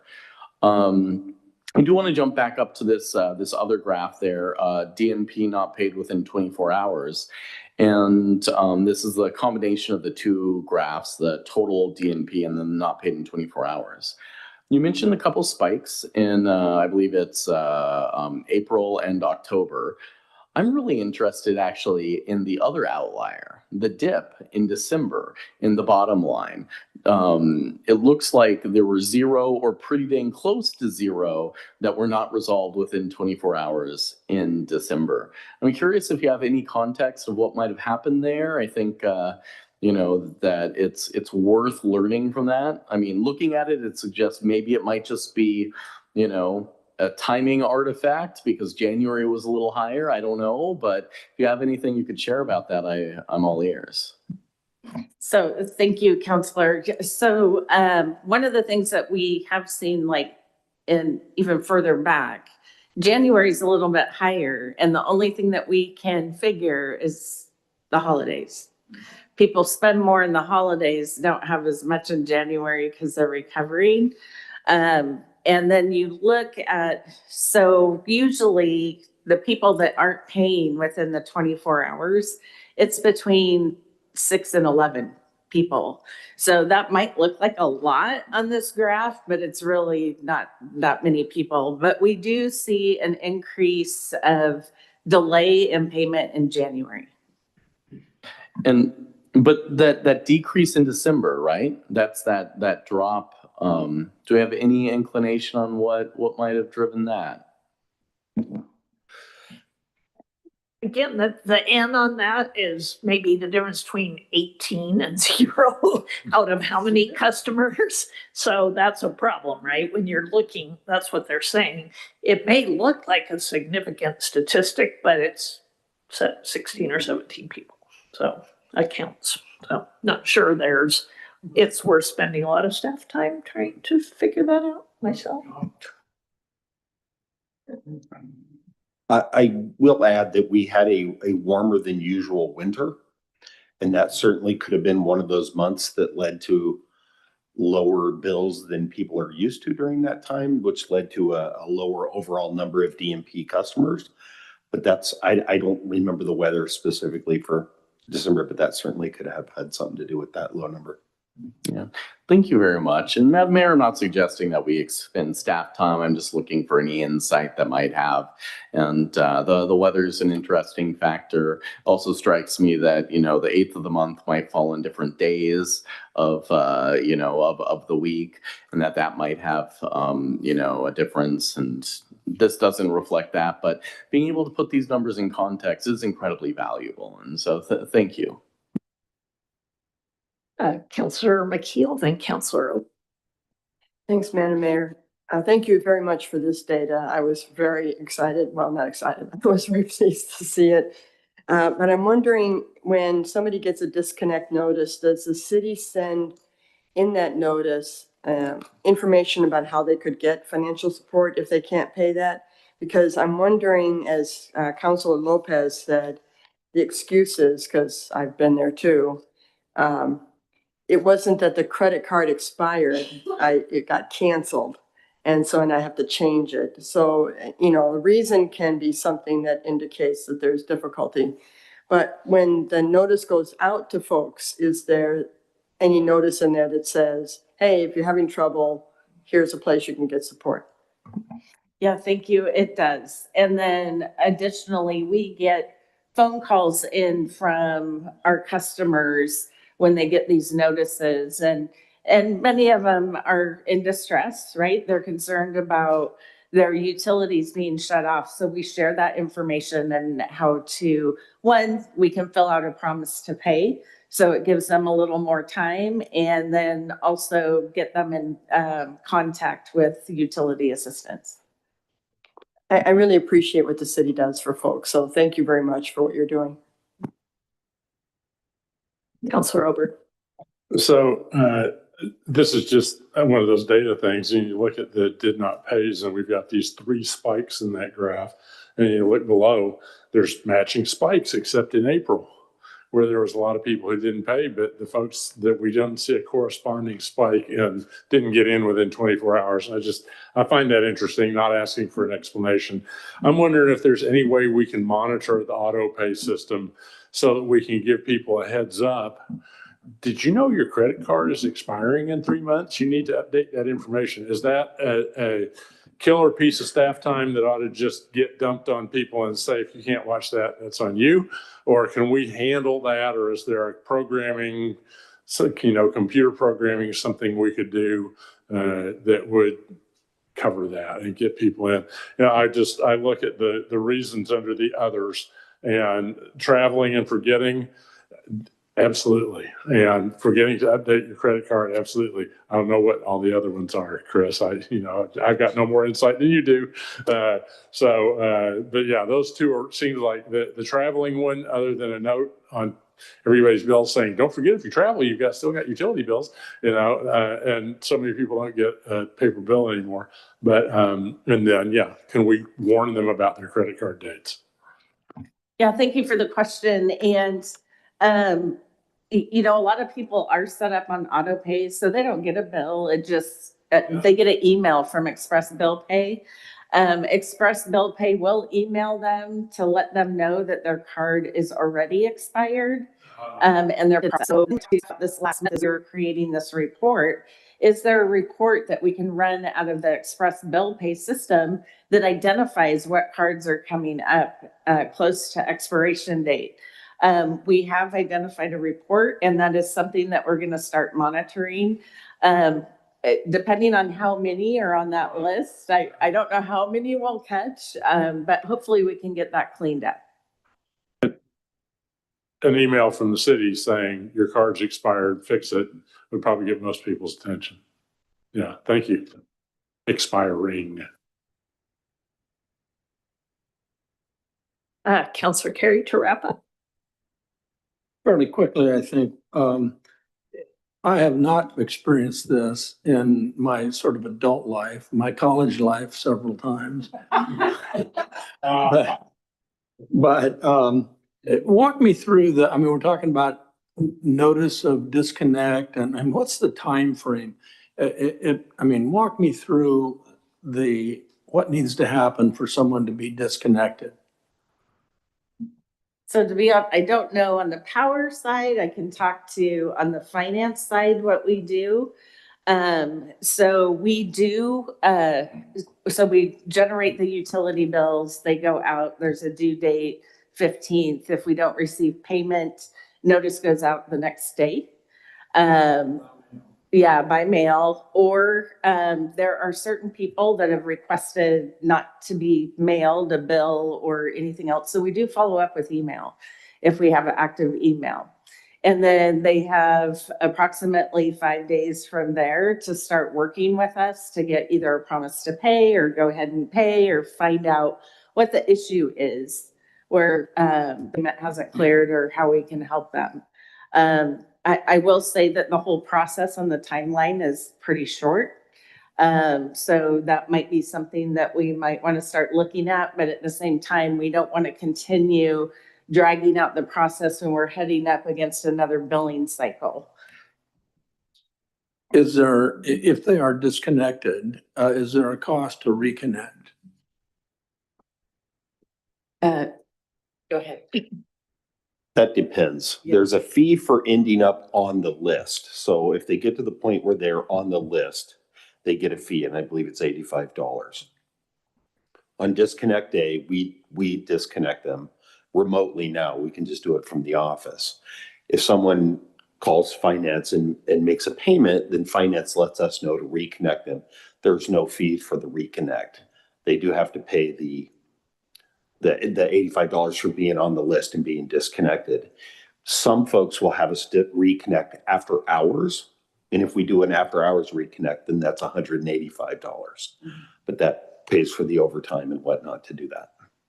What list are you talking about? I'm not familiar with the list. It's the DNP list that finance sends us on DNP day. Oh, So it's just a generated list that comes from finance. They send it over to Power and Light, and we look at it, and then we start disconnecting from there. and if they're on the list, they're charged $85? That is my understanding, yes. So that's a significant amount then? Yes. Okay, thank you.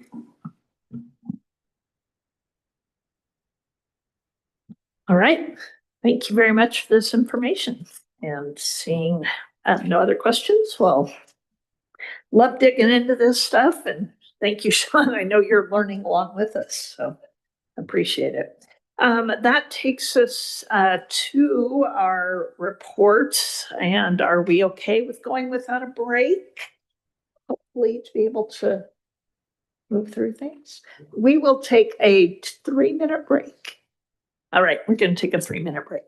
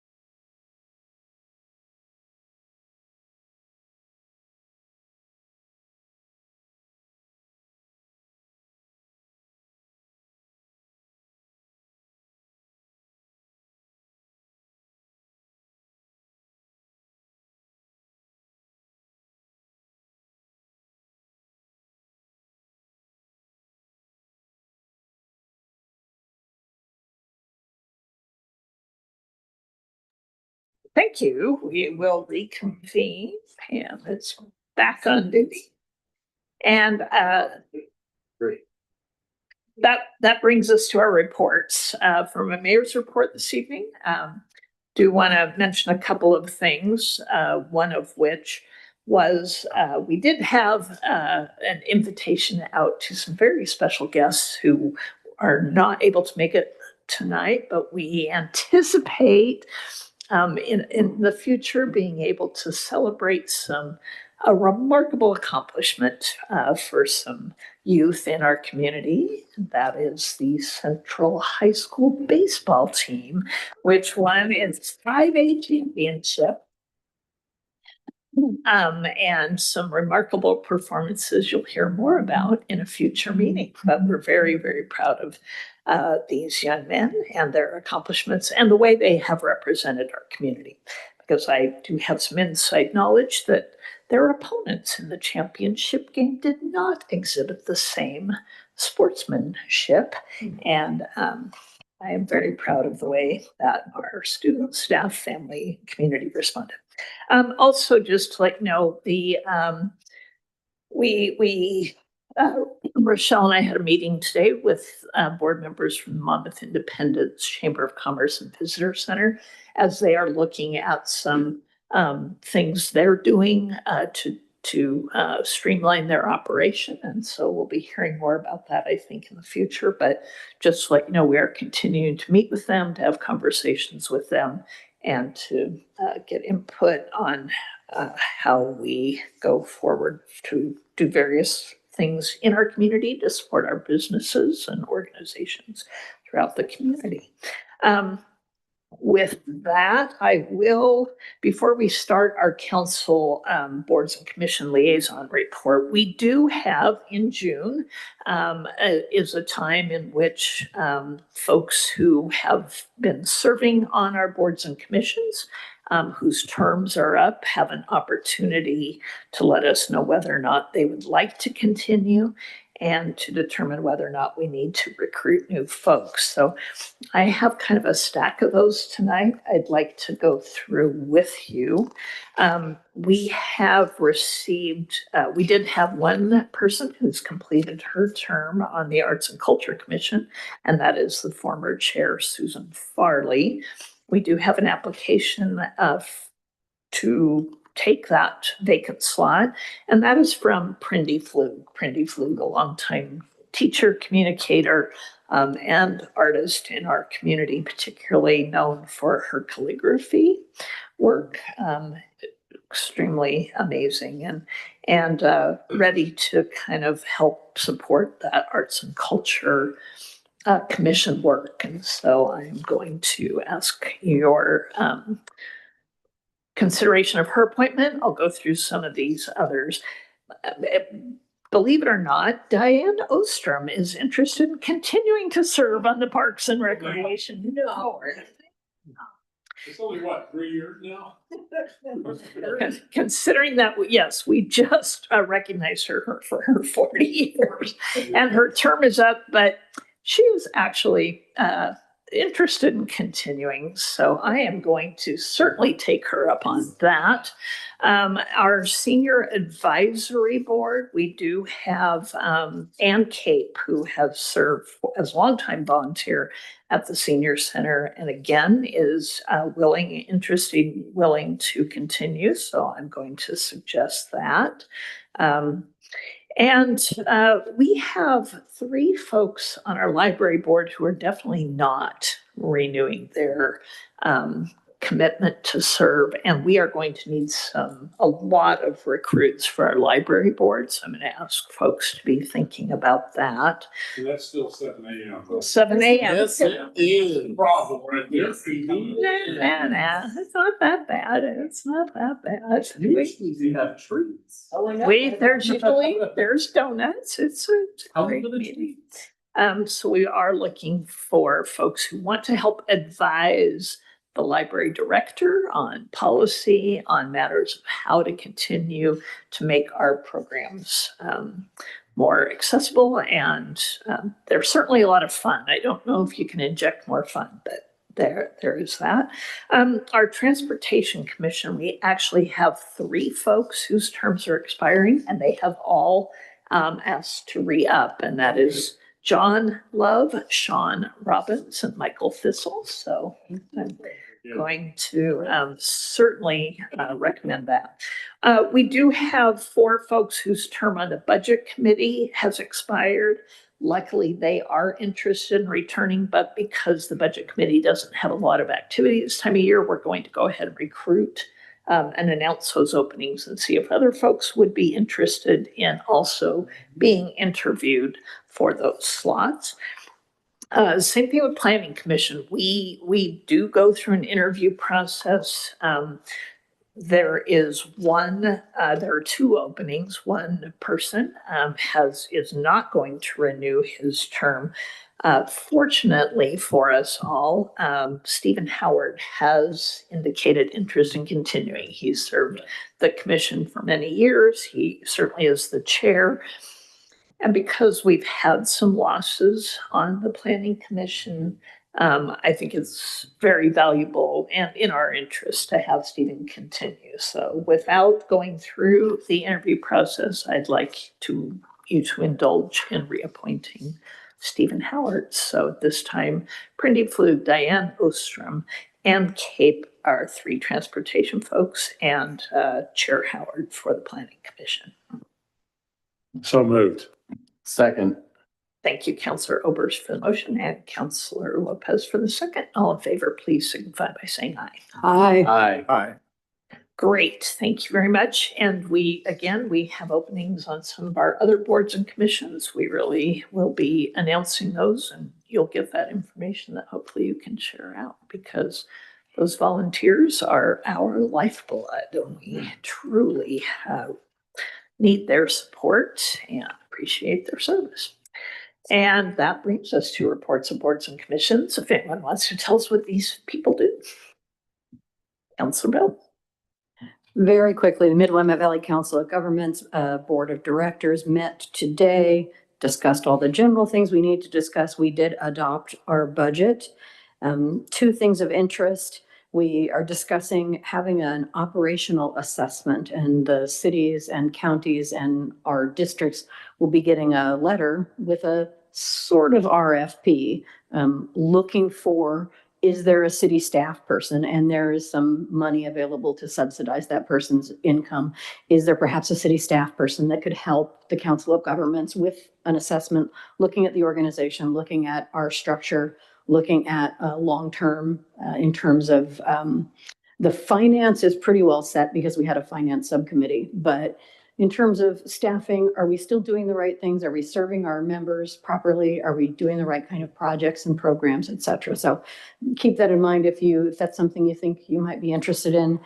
Secondarily, this was very interesting to me. We have used the same bank at the COG for many, many, many decades. We've used Wells Fargo. And we found out that with all of the money that is sitting in there, we get about $500 a month in interest. And almost all of that money is eaten up by service fees from Wells Fargo. So the decision was made that we will look first off for a bank that's local or a fiscal organization that's local. And so COG staff is spending some time doing that. So there you are. Thank you very much. Thank you. And Councillor Ridgway, and then Councillor Lopez. Thank you. It's been a little while since I've given an update from the Parks and Recreation Board. We had some lengthy meetings and didn't want to make them even later by going into depth. But a couple things from most recent meetings. Number one, if you've gone by the Monmouth Recreation Park, you'll notice that the bathroom's up. They're working on paving. I haven't driven by there in the last few days, but paving and signage are the projects they're working on currently. So still in the transformation process, but getting closer. Recently, and I say recently, this is actually a little over a month old, but the board did recommend some awardees for the grants that are given out each year. So there were 7 different grant award winners. There's Community Self-Defense, Block Party, Juneteenth, Monmouth Has Pride, Family Craft Day at CHC Market, Paddle Up, which is a pickleball tournament, and Music in the Park art series. So some good applicants this year that were vying for the $5,000 that the Monmouth Parks and Recreation Board offers each year. So they were able to satisfy those. And that, I believe, is the gist of the recent business with that board. So thank you very much. Cool. All right. Yes, Councilor Lopez. Thank you, Madam Mayor. McKeel. I have a very brief update from the Mid-Willamette Valley Homeless Alliance. The Mid-Willamette Valley Homeless Alliance did meet this past Thursday, the 11th at 3 p.m., in which they did a couple large things of note. First, we passed our budget. So yes, yay. And so that's, check that off the list. They also discussed some preliminary factors regarding the NOFO. This is HUD, so in Washington, D.C., the Office of Housing and Urban Development, their Notice of Funding Opportunity. This is how programs are funded in communities across the nation. We also talked, and that was very preliminary. We're going to be having a work session likely next week to dive a little bit more into that. And then the other thing of note was the AHAR Annual Housing Assessment Report and PIT count data were presented at this meeting. The PIT count is point in time count.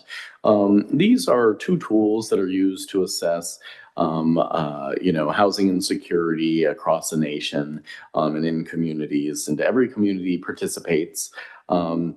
I had a couple questions about some of those numbers, and I'm still waiting for some clarity back. So I'll present those numbers back at our next meeting here in council. But I did want to highlight a very important meeting with the Homeless Alliance coming up tomorrow, actually, at 10 a.m.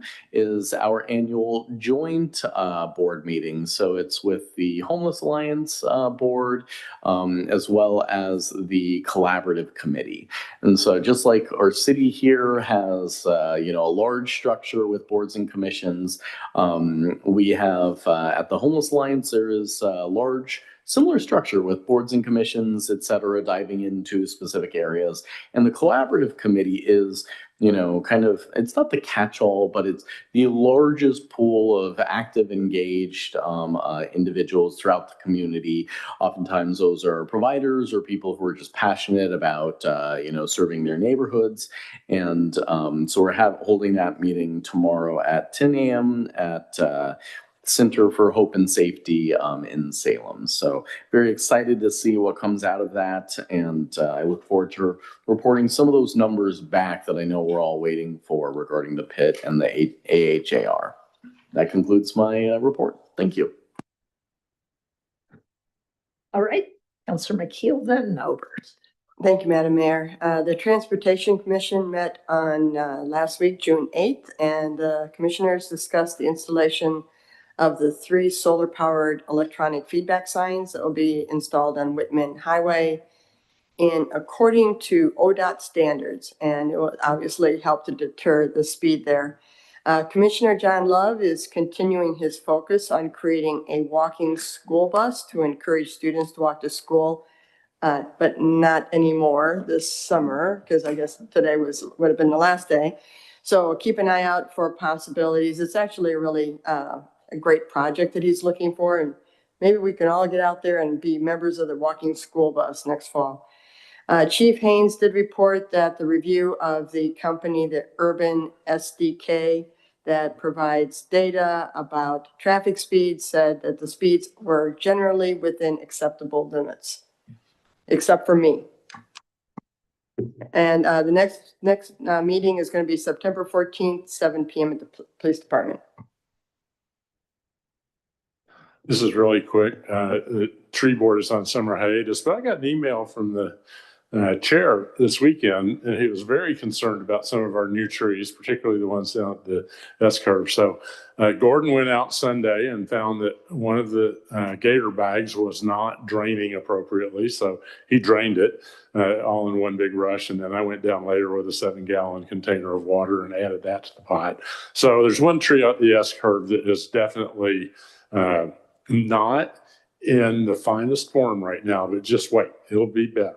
It's coming along. So, you know, when they dug those holes down there in January, February, they found concrete, asphalt, rock, everything else, because that area had been filled generations ago. The whole of the low-lying part of Monmouth Recreational Park is filled. So it was a challenge to get those trees in. And now the question is, can their roots find a place to go? Don't know. We'll see. Hope, keeping our fingers crossed. Yes, Councillor King. Madam Mayor, members of the council, the Planning Commission meets tomorrow night. And the topic really is a number of cleanups and updates on some of our development codes, either in response to questions by developers and incompatible standards in some cases, or need for clarification, and certainly reflecting changes in state laws. So I think it's notable that our staff is taking questions, if not complaints, then registered concerns about the lack of sometimes clarity that might be create a barrier that's unintended. And so to go back now that we've been through transportation, been through the land swap thing, they're able to go back and make the city of Monmouth a little more easy to deal with. I think it's very commendable. It's on the edge of your seat sort of stuff, like, the flagged lot building site standard, you need to know that. And the glazing requirements that conflict with building code. So if you're interested in some exciting stuff, 7 o'clock tomorrow night. Thank you. Yeah, great. All right, that brings us to the report by our city manager, Rochelle Anderson. Thank you, Mayor. So we're excited. July 1st, we have a new police officer starting. Javille Collins, who is a graduate of Western Oregon University, will be starting on July 1st and then heading to DPSST in August. Also notable is that our Chief Haynes on July 2nd will be running in the Polk County leg of the Law Enforcement Torch Run for Special Olympics. So I'm not sure if Isaiah knows what time he'll be running through town. It's likely to enter on from the block that must be straight down. Okay. Oh, I'm sorry. It's supposed to come through town at about 11 o'clock. It'll start at Western and then come down Main Street and go head into Independence. And I know there's other community members running it as well, but I thought that was pretty exciting. The mural artist for the AARP/Senior Center mural, that contract has been signed and the artist is finalizing the design now. It'll be done on canvas and it'll be inside in case things change with the building. We won't lose the art. And so we're excited to see that activity on that should happen in the next couple of weeks. Summer Library Kickoff Carnival is tomorrow, which is very exciting, from 1 to 3 at the Monmouth Library. And then I know at our last meeting, I let you know that I was going on vacation, but I want to reiterate. So I leave tomorrow and my vacation is through June 25th. And then I have an LOC board meeting on the 26th. I will be camping from Sunday, the 21st through the 24th. And because I may not have signal, I wanted to select an interim that will be there in case I don't have accessibility. And so Sean, our finance director, while new, has served as a city manager prior to this gig. And so she has agreed to do that. So we're going to be doing that for those 4 days. And then I'll be back and have connection. And that's all I have. Great, thank you. And then that brings us to council comments. Go ahead, Councilor McKeel. Thanks, Madam Mayor. Just want to remind everybody the happening place will be this Friday, Juneteenth celebration at the amphitheater.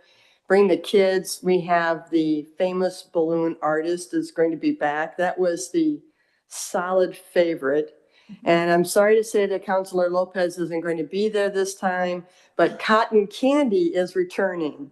So have to figure out who's going to be able to, maybe, and my son's coming, so maybe we'll put him on that. It's 5:30 to 8 o'clock. We have actually a really great jazz artist coming too, Rich McLeod. So it'll be good music. Other announcements? Yes, or comments, Councilor Reed? And I neglected to mention that on July 8th at 6:30 kicks off our Music in the Park series. So starting July 8th, that's less than a month from now. In 2 weeks when we meet again, it's going to be even shorter. So put that on your calendars. There's a great lineup of artists on a regular basis. So check out the park. Yeah, and another fun activity in our park that I just happened to stumble across last weekend, and there'll be some more information going out about this.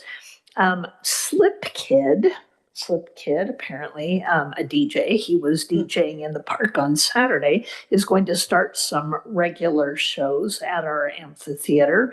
This Saturday is the Brass and Horn Show, which will be co-emceed by community member Vidal Pena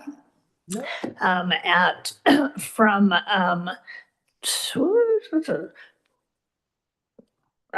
1:30 to 2:30, the Central High School Jazz Band will be playing, and then a slight break, and from 3 to 4:30, DTW, which does also play at our Music in the Park system, which is a New Orleans style big band with some folks, again, from here in the community, and I think a lot of them based in Dallas. So that is this weekend.